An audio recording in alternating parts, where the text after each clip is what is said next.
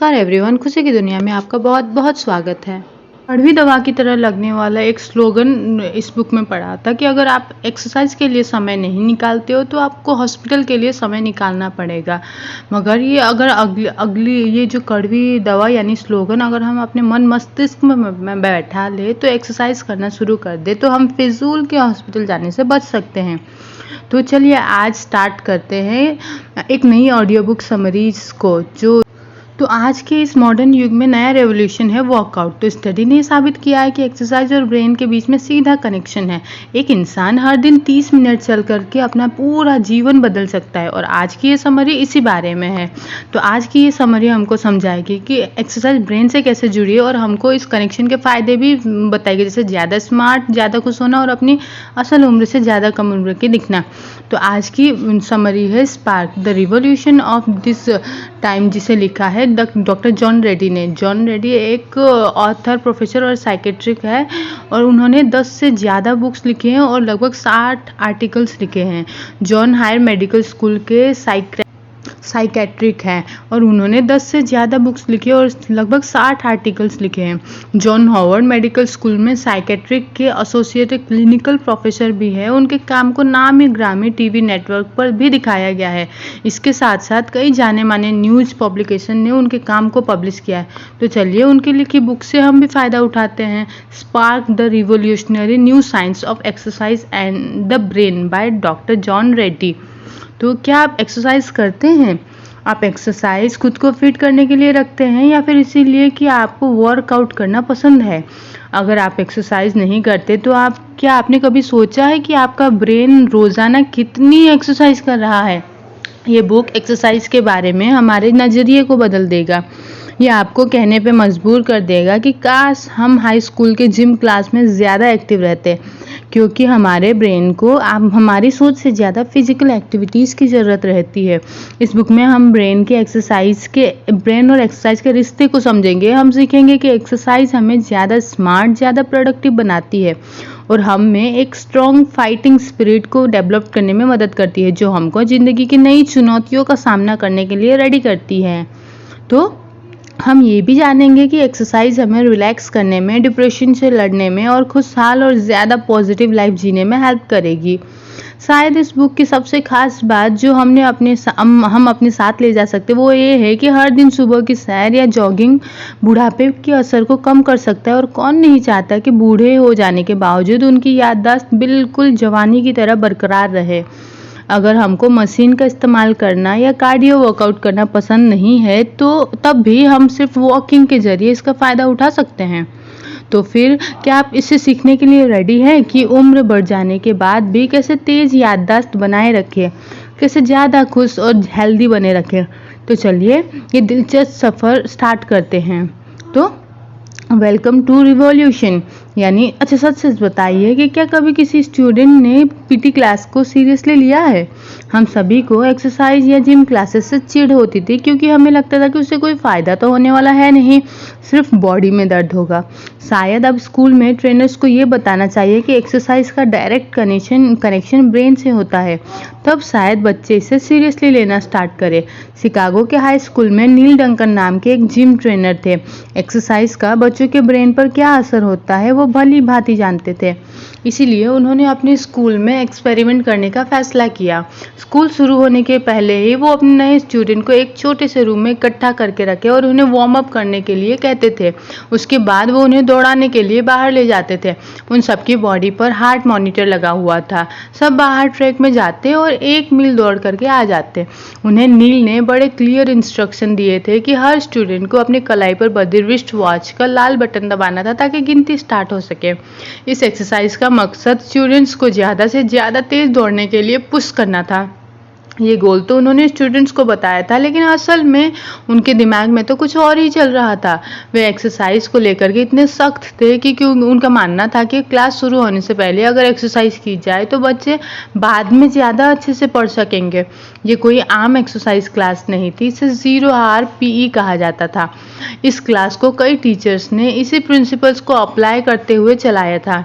और वो अपने स्टूडेंट्स को अपने सबसे फिट और स्मार्ट बनने के लिए गाइड करते थे। उनका पढ़ाने का तरीका ब्रेन और एक्सरसाइज के बीच के रिलेशन से इंस्पायर हुआ था।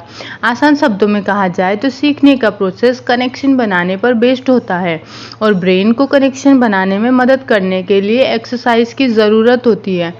वर्कआउट करने से न सिर्फ बॉडी की और बल्कि ब्रेन की मसल्स भी मजबूत होती है। एक्सरसाइज करने के बाद स्टूडेंट सीखने के लिए रेडी हो जाते हैं, क्योंकि एक्सरसाइज ब्रेन को जगह देता है, उसे एक्टिव कर नई चीज़ें सीखने के काबिल बना देता है। ऐसा मान लीजिए जैसे एक्सरसाइज वो स्विच है जो आपके ब्रेन में लाइट जला देती है। डंकन के एक्सपेरिमेंट का नतीजा ये था कि सेमेस्टर के अंत में स्टूडेंट्स के पढ़ने लिखने की स्किल 17% तक बढ़ गई थी। इसके अलावा शिकागो डिस्ट्रिक्ट देश के टॉप 10 बेस्ट स्कूलों में से एक बन गया था। जब स्टूडेंट ने पूछा गया कि उन पर किए गए एक्सपेरिमेंट से उन्हें कोई आपत्ति थी, तो एक ने जवाब दिया उसे कोई आपत्ति नहीं थी। स्टूडेंट ने यह भी कहा कि हर सुबह जल्दी उठने और स्कूल जाने से पहले एक्सरसाइज करने से वो पूरे दिन ज़्यादा प्रोडक्टिव और एक्टिव हो जाते हैं। इस एक्सपेरिमेंट ने उन्हें ये साबित कर दिया कि एक्सरसाइज का सीधा असर ब्रेन पे होता है। चाहे आपको एक्सरसाइज करना पसंद हो या ना हो, लेकिन थोड़ी सी एक्सरसाइज हमारी प्रोडक्टिविटी को लगभग 10% बढ़ाती है। तो बताइए इसे करने में हर्ज क्या है। आगे बढ़ते हैं नेक्स्ट चैप्टर की ओर, learning grow your brain cells. जैसे कि हमने देखा कि स्कूल से पहले एक्सरसाइज करने से स्टूडेंट्स का फोकस बढ़ जाता है और वो ज़्यादा एक्टिव भी लगते हैं। ये सिर्फ स्कूल जाने वाले बच्चे के लिए नहीं है, बल्कि बड़े भी वर्कआउट करके इसका जादू का फ़ायदा उठा सकते हैं, क्योंकि हमारा ब्रेन हर वक्त नई नई इन्फॉर्मेशन को प्रोसेस करने में लगा रहता है और एक्सरसाइज का इस बात पर सीधा असर पड़ता है। शायद हम नहीं जानते कि प्लास्टिक की तुलना में हमारा ब्रेन ज़्यादा फ्लेक्सिबल होता है। किसी भी दूसरे मसल्स की तरह ब्रेन को एक्सरसाइज के जरिए शेप दिया जा सकता है। इससे हम अपने सीखने और सोचने और काम करने के तरीके में सुधार ला सकते हैं। हमारे विचार अलग अलग ब्रेन सेल्स और न्यूरॉन्स के बीच में बने कनेक्शंस का रिजल्ट होता है। एक्सरसाइज ब्रेन के सेल्स को और जो कनेक्शन वो दूसरे न्यूरॉन्स के साथ में बनाते हैं उसे मजबूत करता है।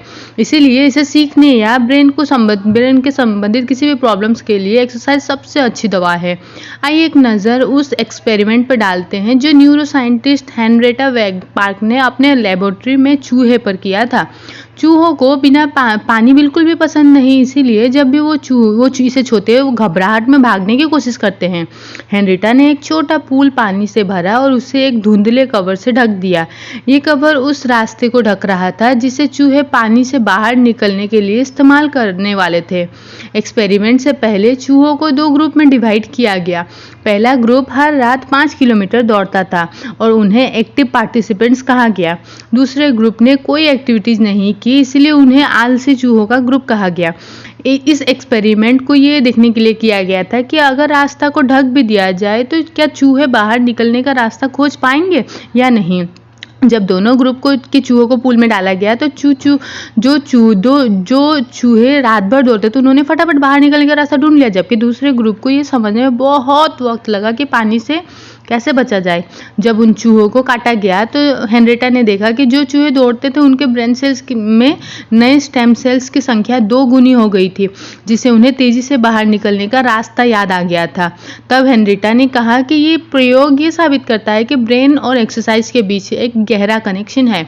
नए स्टेम सेल्स मुश्किल काम को करने के लिए जिम्मेदार बनाते हैं और जब उन्हें ब्लॉक कर दिया जाता है तो चूहे को काम कैसे करना है वो याद नहीं रहता। भले ये एक्सपेरिमेंट चूहों पर किया गया हो, लेकिन 0RP की कहानी ये साबित करती है कि एक्सरसाइज नई चीज़ों को सीखने में और उसे याद रखने में एबिलिटी को बढ़ा देता है। इसीलिए अगर आपको कोई नई स्किल्स या कोई नया काम सीखने में दिक्कत हो रही हो तो अपने डेस्क पर बैठने से पहले एक्सरसाइज करने की कोशिश करें। यह आपका मोटिवेशन, फोकस और सीखने की एबिलिटी को बढ़ाएगा और आपको पूरा दिन प्रोडक्टिव बनाए रहेगा। बढ़ते हैं अगले चैप्टर की ओर, stress the greatest challenge. Stress वो एहसास है जिसे हम तब एक्सपीरियंस करते हैं जब लाइफ में कुछ भी सही नहीं चल रहा होता है। ये किसी बाहर के फैक्टर्स के कारण हो सकता है, जैसे काम का प्रेशर, या ये फैक्टर हमारे अंदर से भी आ सकता है, जैसे कि उदास महसूस करना या किसी दर्दनाक घटना के बारे में सोचना। स्ट्रेस एक जानी पहचानी भावना के रूप में शुरू हो सकता है, लेकिन जब ये लंबे समय तक बना रहता है तो जानलेवा बीमारी में बदल सकता है, जैसे कि depression, high blood pressure, heart की बीमारी वगैरह वगैरह। अक्सर हम इस बात पर गौर नहीं करते कि आखिर स्ट्रेस होता क्यों है। ये तब होता है जब हमारे ब्रेन के सेल्स बहुत थक जाते हैं।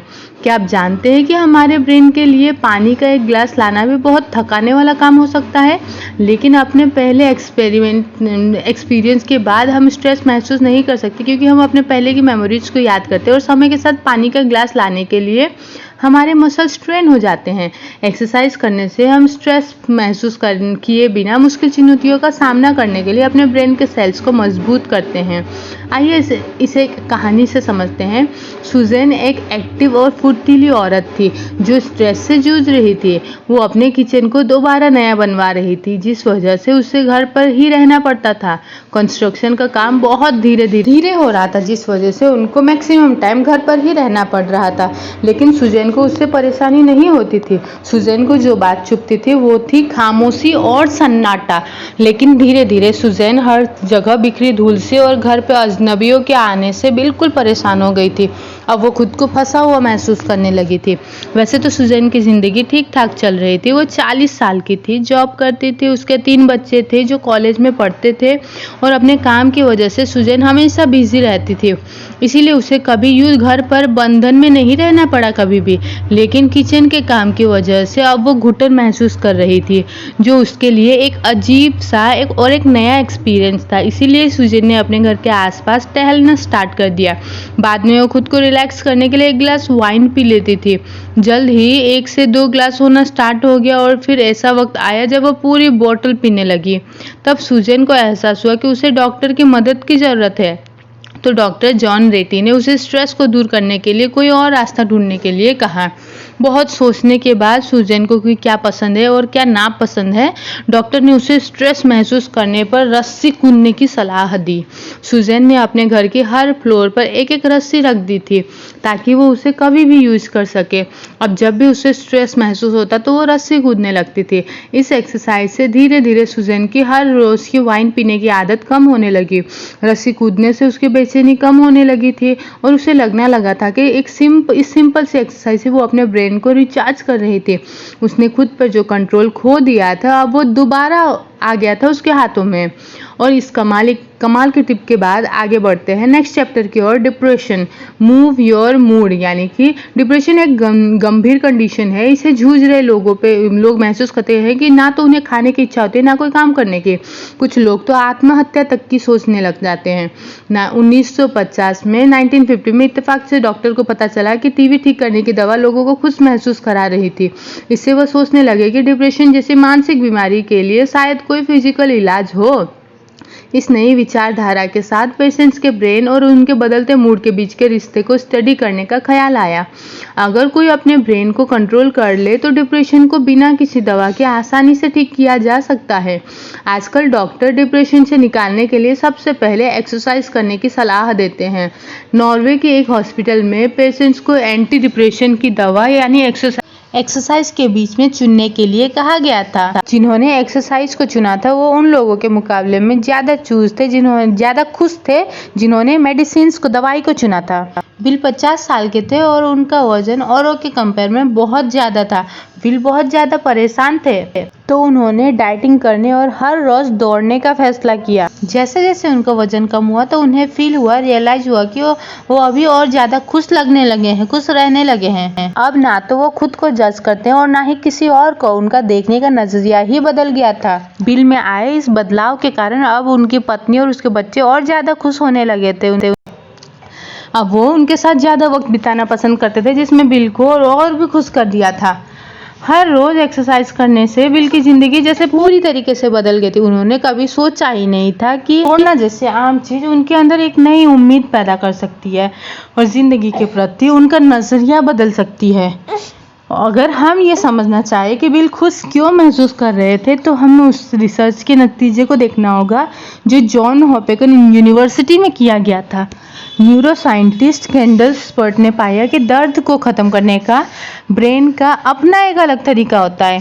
वो ऐसे मॉलिक्यूल्स छोड़ते हैं जो मॉर्फिन की तरह काम करता है। उन मॉलिक्यूल्स को बाद में एंडोर्फिन कहा गया। एंडोर्फिन शरीर के दर्द को कम करने और ऐसे लेवल पर ले जाने के लिए जिम्मेदार होते हैं जहां परम खुशी का आनंद होता है। जब रनर्स के ग्रुप के ब्लड सैंपल को स्टडी किया गया तो कैंडिस ने देखा कि रनर्स में आम लोगों की तुलना में एंडोर्फिन्स का लेवल ज़्यादा था। वो हमेशा उस खुशी की भावना को एक्सपीरियंस करते थे जिसे रनर्स हाई कहा जाता है, क्योंकि रनर्स हर दिन एक्सरसाइज करते हैं, इसीलिए उन्हें एंडोर्फिन का डेली डोज मिल जाता है और वो अपनी बॉडी और माइंड दोनों में अच्छा महसूस करते हैं। बिल्कुल बिल और रनर्स की तरह अगर हम भी हर रोज़ दौड़ने लगे तो हम ज़्यादा खुश और पॉजिटिव महसूस करेंगे।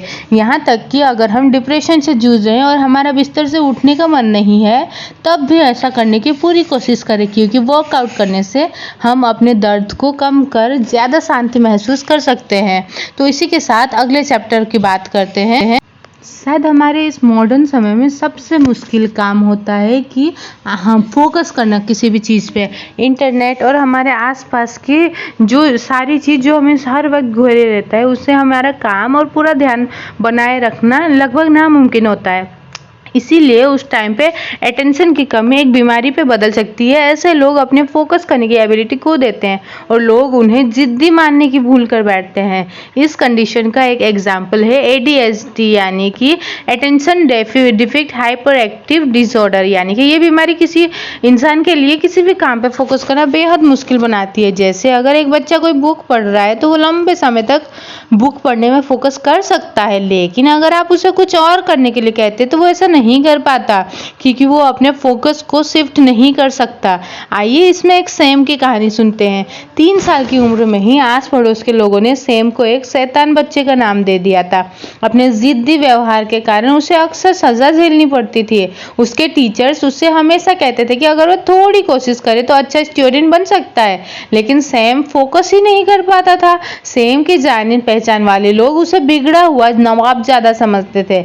कुछ उसे दोष देते थे तो कुछ उसे उनके माता पिता के परवरिश को। सबको गलत साबित करने के लिए सैम कॉलेज के फुटबॉल और लैक्रोस टीम में शामिल हो गया। अपनी अच्छी परफॉर्मेंस के कारण उसका नाम कई बार डीन के लिस्ट में भी शामिल हो गया। इसके साथ साथ उसने इतनी मेहनत से पढ़ाई की कि उसका GPA 1.5 से 3.5 हो गया। सैम ने ऐसा इसलिए भी किया ताकि उसके माता पिता उसे ड्राइविंग लाइसेंस देने की परमिशन दे दे। सैम ने ठीक से अपनी पढ़ाई पूरी की, समय बीतता गया, फिर सैम ने शादी कर खुद को सेटल कर लिया। उसके बाद उसके जब बच्चे का जन्म हुआ और वो बिल्कुल सैम जैसा ही था। अब सैम नहीं चाहता था कि उसके बच्चे को भी लोग उसी नज़र से देखें जैसे उसे देखा करते थे, इसीलिए उसने खुद के बचपन को समझने की कोशिश की। वो डॉक्टर जॉन से मिलने गया और उन्हें अपनी परेशानी का कारण बताया, लेकिन डॉक्टर की बात सुनकर के वो हक्का बक्का रह गया। डॉक्टर ने उसे कहा कि उसे ध्यान की कमी, जिसे ADHD कहते हैं, बीमारी है। इसका मतलब यह है कि जिस तरह का उसके ब्रेन के न्यूरॉन्स एक दूसरे से जुड़ते हैं उसमें कहीं ना कहीं कोई दिक्कत तो है, खासकर जिस एरिया का संबंध इंस्पिरेशन और मूवमेंट से है। ज़्यादातर लोग ये नहीं समझ पाते कि ADHD वाले लोग बहुत गहराई के साथ किसी काम पे फोकस कर सकते हैं। प्रॉब्लम तब होती है जब उन्हें किसी काम की ओर ध्यान लगाना कहा जाता है। डॉक्टर जॉन की मदद से सैम ने अपनी कंडीशन को मैनेज करने का तरीका सीखा। वो अब अपने वेंचर कैपिटल फॉर्म में पार्टनर बन गया था। सैम हर सुबह कुछ मील तक दौड़ता था। उसने ये ट्रिक सीखी कि किसी भी काम को अपना पूरा अटेंशन देने के लिए उसे सुबह की दौड़ के बाद ठीक बाद जरूरी काम करना चाहिए।